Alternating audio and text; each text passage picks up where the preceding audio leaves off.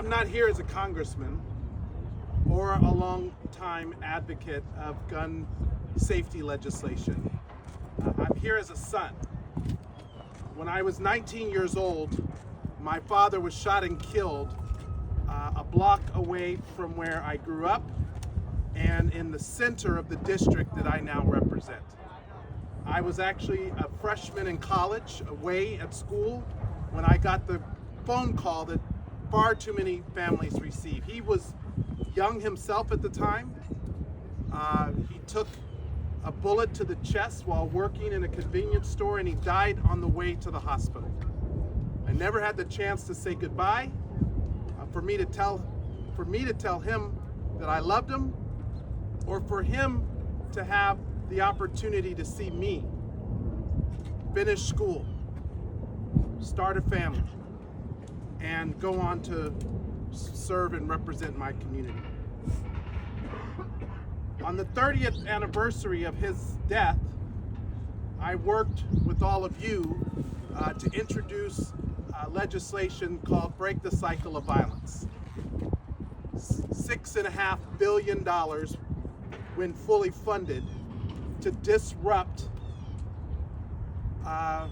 violence in our communities, to save lives, to provide opportunities, particularly for young people, and to center the people who are closest to the pain in their communities so that they are able to lead in the policy and the solutions that we know work. Community violence intervention works.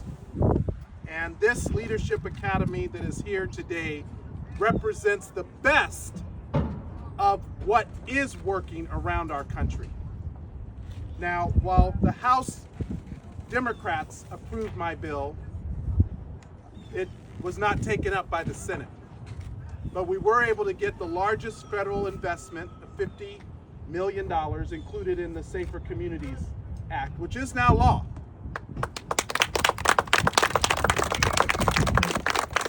You all made that happen.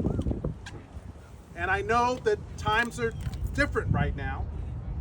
And there's Elon Musk and all these people who are trying to raid the programs and the investments for our constituents all across the country. But this is an area where all of us should agree. If you believe in saving lives, if you want to reduce crime, if you want to be focused on solutions, then you need to commit to additional funding for community violence intervention. The sad part is, here in the United States, we continue to be the only country that deals with this epidemic in the manner that we do. 47,000 of our fellow citizens that die each year from everyday gun violence, not just the mass shootings, every single day. Sometimes no news covers them. Sadly, too many of those communities are forgotten. We also stand alone as a nation in continuing a national debate about whether the solution to overwhelming gun violence is more guns.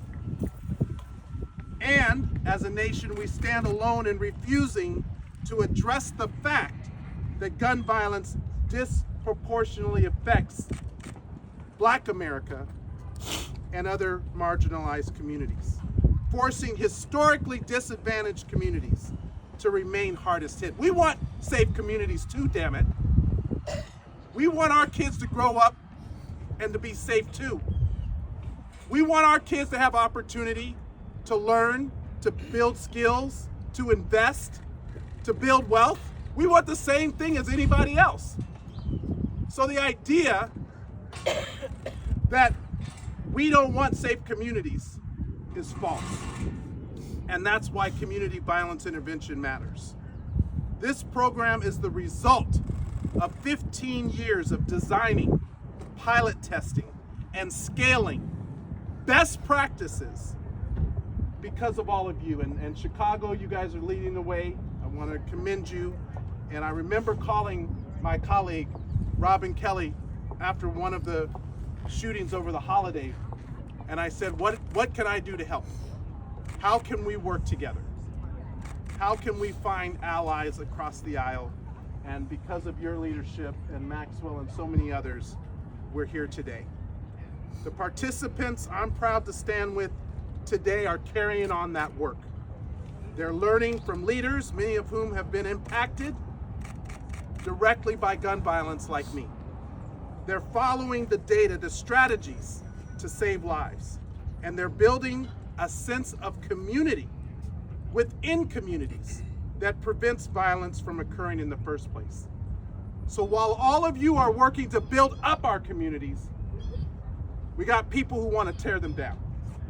While you all are trying to find funding to sustain initiatives at work, we have people who want to defund community violence intervention. We want you to know that we stand in solidarity with you. We're going to work hard to protect this funding, but it can't happen without the people. Demand your representative and your senator on both sides of the aisle to do the right thing and to continue to invest in community violence intervention. And now I'm going to turn it over to Dr. Chico Tillman. Great to see you again,